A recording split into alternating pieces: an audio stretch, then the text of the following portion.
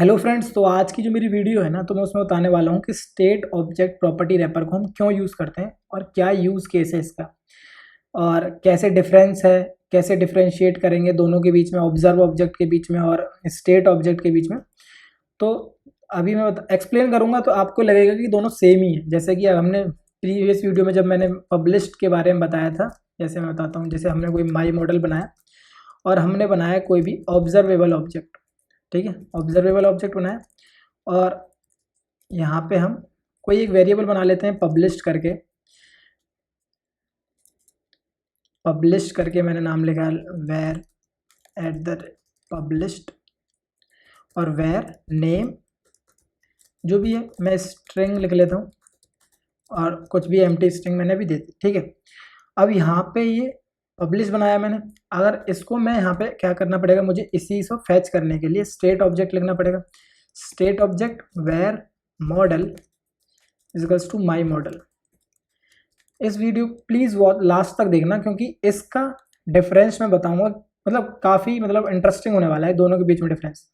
State object है, अब जब मैं इसको रन करूंगा ना, जैसे मान लेते हैं कि एक बटन और बना लेते हैं, एक सिंपल नीचे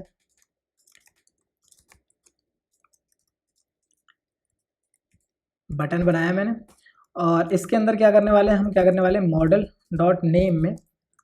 डॉट नेम में कोई भी एक रैंडम स्ट्रिंग ही जनरेट करने वाले हैं, यूआईडी स्ट्रिंग।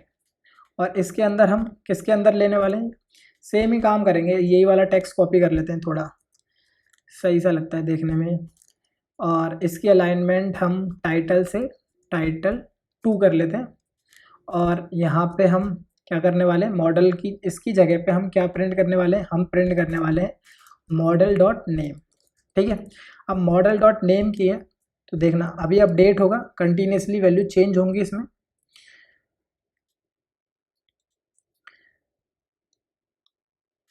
अब सॉरी, हाँ अभी बाय डिफ़ॉल्ट एम्प्टी स्ट्रिंग है, कुछ चेंज नहीं हुआ। जैसे यहाँ पे मैं कुछ इनिशियल वैल्यू डाल देता हूँ इसके अंदर तो दिख तो जाएगा, हेलो डाल दिया मैंने। तो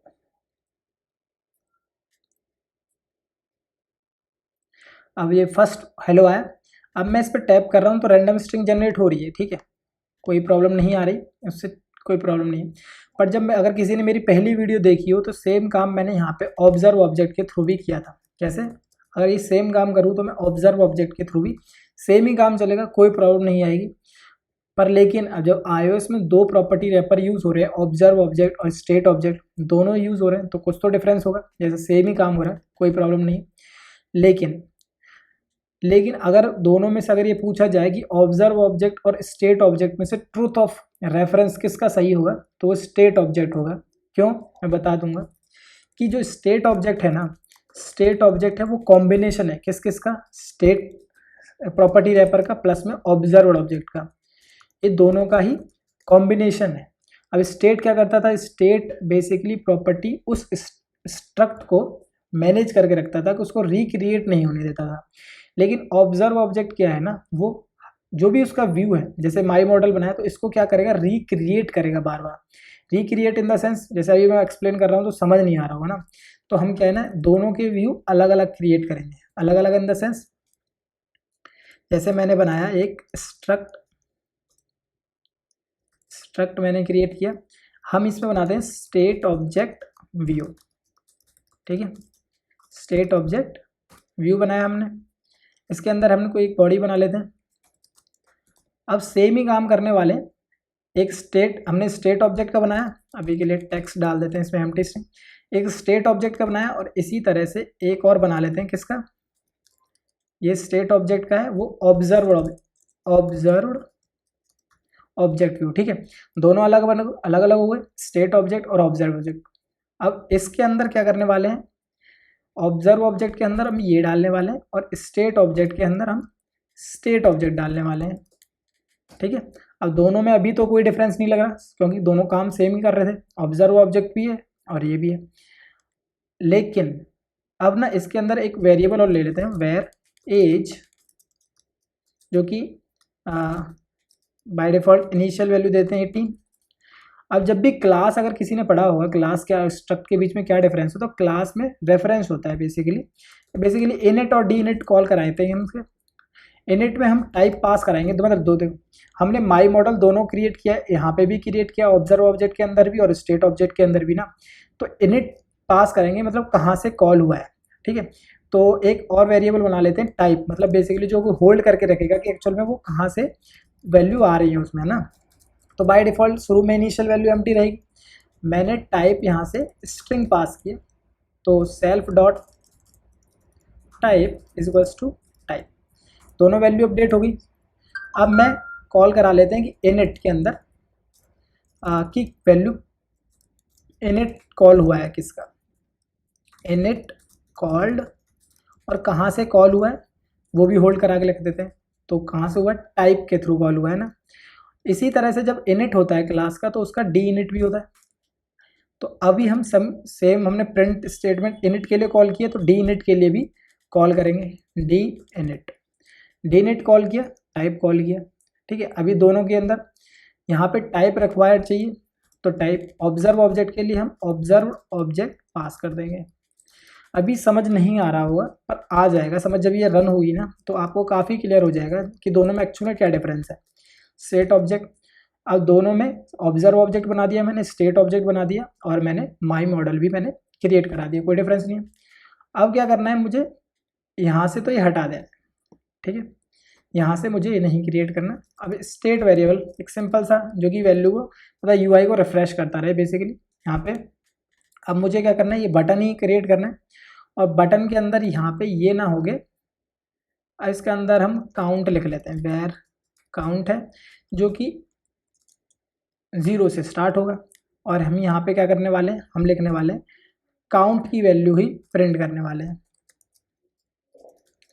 अब हमने क्या किया, काउंट, पर ये क्या करेगा, मॉडल डॉट नेम को ना अपडेट करके क्या करेगा, काउंट प्लस इक्वल्स टू 1, ठीक है। अब दोनों वैल्यू अपडेट होंगी, ये व्यू अपडेट होगा। अब मेन जो इसका जो डिफरेंस वाला पार्ट है वो अब आएगा। यहाँ मैंने यहाँ से कॉल किया स्टेट ऑब्जेक्ट व्यू, और जस्ट इसके नीचे से ही मैं एक और व्यू कॉल करने वाला हूँ ऑब्जर्व ऑब्जेक्ट व्यू, ठीक है। अभी दोनों में सेम कोई डिफरेंस नहीं आना चाहिए, सेम ही वैल्यू आनी चाहिए।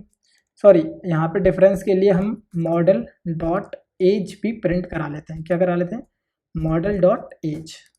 इसी के अंदर भी हम मॉडल डॉट एज, इसी वाले टेक्स्ट कोड ले लेते हैं, थोड़ा सा ठीक लगता है देखने में, ग्रेइश सा।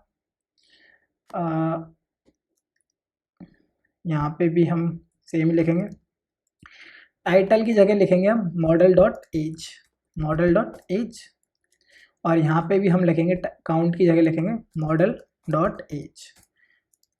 मॉडल डॉट एज लिखा, मॉडल डॉट एज लिखा, दोनों के अंदर एज की वैल्यू 18 है, तो इसको हम एज को हम यहाँ से ना स्ट्रिंग कर देते हैं बेसिकली। क्यों, क्योंकि हम वैल्यू अपडेट करने वाले हैं उसकी। बाय डिफ़ॉल्ट 18 रहेगी, और जब भी यहाँ पे इनिट कॉल होगा तो सेल्फ डॉट एज को हम क्या करने वाले हैं, रैंडम स्ट्रिंग से जनरेट करने वाले हैं, डॉट यूआईडी स्ट्रिंग, ठीक है। अब देखना दोनों के अंदर कुछ प्रॉब्लम नहीं की हमने, सेम ही काम किया है। यहाँ पे भी एज ही प्रिंट करा रहे हैं, यहाँ पे भी एज ही प्रिंट करा रहे हैं, और यहाँ पे भी हमने सेल्फ डॉट एज की मतलब एज जो है यूआईडी स्ट्रिंग ही प्रिंट कराई है। तो अगर अब मैं इस केस में इसे रन करता हूँ ना ऐप को, तो रन ऐप करने में देखना मेन जो देखने वाली चीज़ें हैं वो है डीबग की। इनिट कॉल ऑब्जर्व ऑब्जेक्ट का कॉल हुआ, और इनिट स्टेट ऑब्जेक्ट का भी कॉल हुआ ना। स्टेट ऑब्जेक्ट जबकि पहले बना था, लेकिन इनिट ऑब्जर्व ऑब्जेक्ट का भी कॉल हुआ, स्टेट का भी कॉल हुआ, ठीक है, कोई प्रॉब्लम नहीं। ये 0 जो है बटन काउंट है। अब मैं देखो ये जो मैं एक बार ना दोनों को डिफरेंस करने के लिए एक ऊपर वाले का कलर रेड कर देते हैं बेसिकली, नहीं तो दोनों में डिफरेंस रहेगा। ऑब्जर्व ऑब्जेक्ट वाले का रेड रहेगा और स्टेट का ग्रे रहेगा बेसिकली। तो हाँ ठीक है, अब मैं क्या कर रहा हूँ, डीनिट इनिट स्टेट कॉल हुए हैं दोनों के, कोई प्रॉब्लम नहीं है। आज जैसे ही मैंने प्लस किया ना, तो प्लस करते देखा आपने कि इनिट स्टेट ऑब्जर्व स्टेट का कॉल हुआ, फिर डीनिट हुआ। इसका मतलब क्या है, ऑब्जर्व ऑब्जेक्ट पहले मतलब इनिट हुआ फिर डीलोकेट हो गया, मतलब जो उसका पुराना रेफरेंस था वो डीलोकेट हो गया, मतलब क्या है, दोबारा से डिस्ट्रॉय होता है फिर नया क्रिएट होता है। लेकिन स्टेट ऑब्जेक्ट के केस में नहीं है, क्यों? क्योंकि स्टेट ऑब्जेक्ट का इनिट एक ही बार कॉल हुआ था, डी इनिट कॉल नहीं हुआ उसका। जब डी इनिट कॉल नहीं हुआ तो मेमोरी में वो अभी एग्जिस्ट करता है। जैसे मैं दोबारा कॉल करूँ, देखो दोबारा कॉल किया तो ऑब्जर्व स्टेट का इनिट दोबारा कॉल हुआ और डी इनिट कॉल हुआ, मतलब उसका रेफरेंस पहले हटा, मतलब पहले दोबारा रिक्रिएट हुआ फिर प्रीवियस इंस्टेंस हट गया था। तो मतलब क्या है, पहले डिस्ट्रॉय होता है फिर नया इंस्टेंस क्रिएट होता है। लेकिन स्टेट ऑब्जेक्ट के केस में क्या है, स्टेट ऑब्जेक्ट के केस में रेफरेंस सेम ही है। तो ये इसीलिए बोलते हैं कि state object is the truth of the reference. Basically अगर किसी रेफरेंस का अगर ट्रुथ देखना है कि अगर कौन ठीक कह रहा है कि ऑब्जर्व ऑब्जेक्ट या फिर स्टेट ऑब्जेक्ट, तो basically state object is the right answer. तो यही बेसिकली दोनों में डिफरेंस है। और कई बार क्या होता है ना कि जैसे देखो अब यहाँ पे एज की वैल्यू बार बार अपडेट हो रही है, यहाँ पे देखोगे ना आपकी एज की वैल्यू कितनी थी 3b है, इसमें कितनी थी C1 है। तो जैसे इसका डी इनिट कॉल हो रहा है बार बार, तो इसकी एज की वैल्यू रिफ्रेश हो रही है कंटिन्यूसली। तो ऑब्जर्व ऑब्जेक्ट को आप वहाँ यूज कर सकते हो जहाँ पे आपको लगे कि हाँ मुझे इनिट स्टेट कंटिन्यूसली बार बार अपडेट करना है। अगर लग रहा है कि इनिट एक ही बार कॉल करना है सिर्फ और सिर्फ, बाद में उसकी वैल्यूज अपडेट करनी है मुझे, तो वहाँ पे आप स्टेट ऑब्जेक्ट यूज कर सकते हो। क्योंकि स्टेट ऑब्जेक्ट कॉम्बिनेशन है स्टेट का और ऑब्जर्व्ड ऑब्जेक्ट का। स्टेट क्या है, उस स्टेट को मैनेज करके रखेगी स्ट्रक्ट के को, मतलब दोबारा रिक्रिएट नहीं करने देगी। और ऑब्जर्व स्टेट तो क्या है, ऑब्जर्व ऑब्जेक्ट का कॉम्बिनेशन क्यों, क्योंकि वैल्यू को रेफरेंस भी चाहिए। तो उस मतलब वैल्यू को कैसे, मतलब अपडेटेड वैल्यू रिफ्रेश भी तो करना है यूआई, तो उसके वजह से ये ऑब्जर्व ऑब्जेक्ट का कॉम्बिनेशन है। तो ये मेन डिफरेंस था दोनों में कि ऑब्जर्व ऑब्जेक्ट का क्या है, रिक्रिएट होता है बार बार। स्टेट ऑब्जेक्ट में क्या है कि एक बार क्रिएट हो गया तो उसके स्टेट को मैनेज करके रखता है। और मैनेज किसकी वजह से होता है, कि उसके इस वाले पोर्शन की वजह से, स्टेट वाले के थ्रू। ठीक है, तो यही था वीडियो में। अच्छी लगी हो तो लाइक कर देना और थैंक यू।